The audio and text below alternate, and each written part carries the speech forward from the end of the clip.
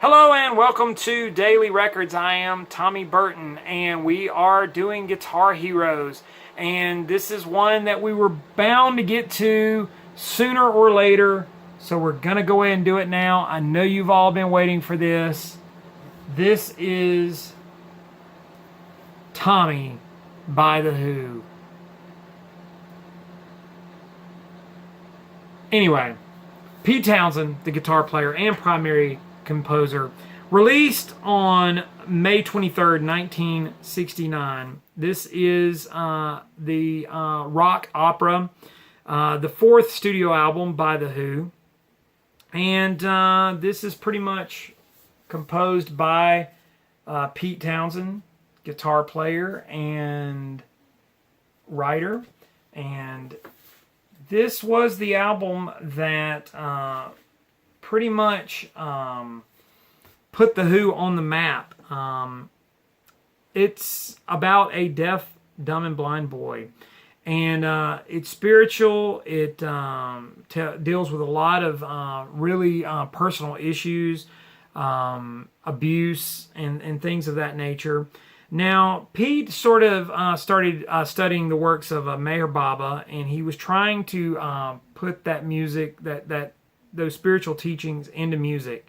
And he started working on it in September of '68, but it took 6 months to get all the material together and to get it all recorded. Now, it was widely considered to be The Who's great breakthrough.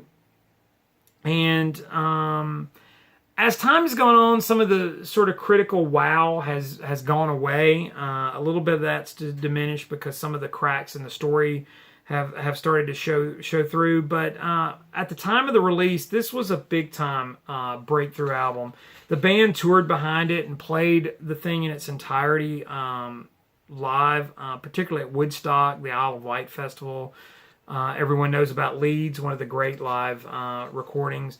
And it put the band in sort of new circles. There was an opera production. There was an orchestral version.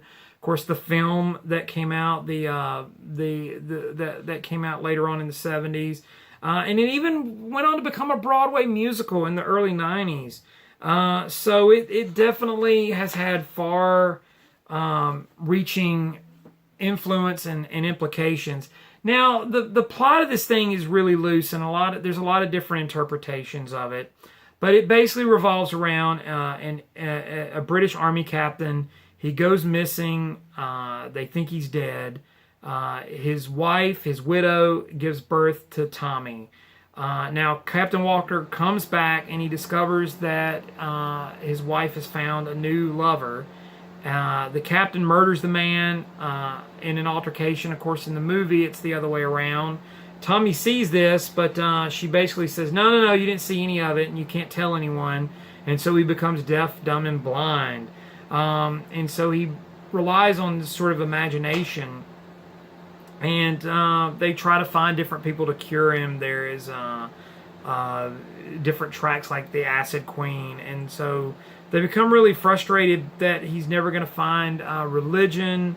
And so they start to neglect him. They leave him behind to be tortured by his wicked cousin Kevin and Uncle Ernie. There's all of this sort of stuff that's going on. But he suddenly, as he gets older, he discovers that he becomes an expert pinball player, which pinball was sort of the new craze at the time. Hence the big single from the album, Pinball Wizard. They tell him that there's nothing wrong with him, so this is all mental.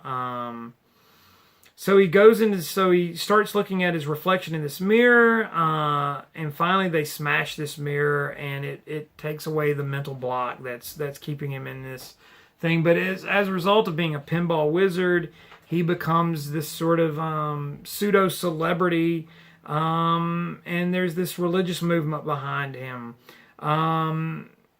As a result, as he gets older, as this goes on, these followers start to reject his teachings, and he starts to slowly retreat into himself.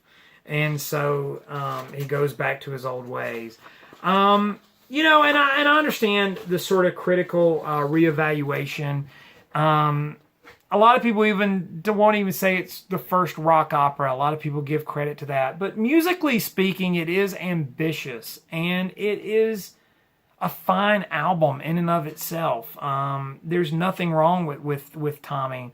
I think Pete would write and record better albums than this. I don't think it's the best thing they ever did, but I do think it holds up nicely, and it definitely is of the times, and understandably so. It's a remarkable achievement.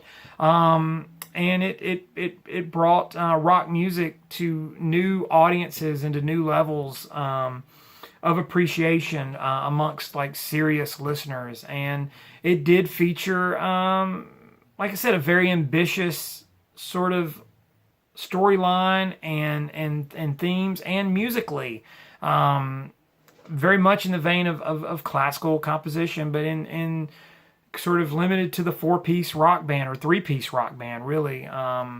But monumental is a great word to describe it. So Tommy, today's daily record by The Who. Like, comment, subscribe, share, follow me on Instagram and Twitter. It's TommyBurton75.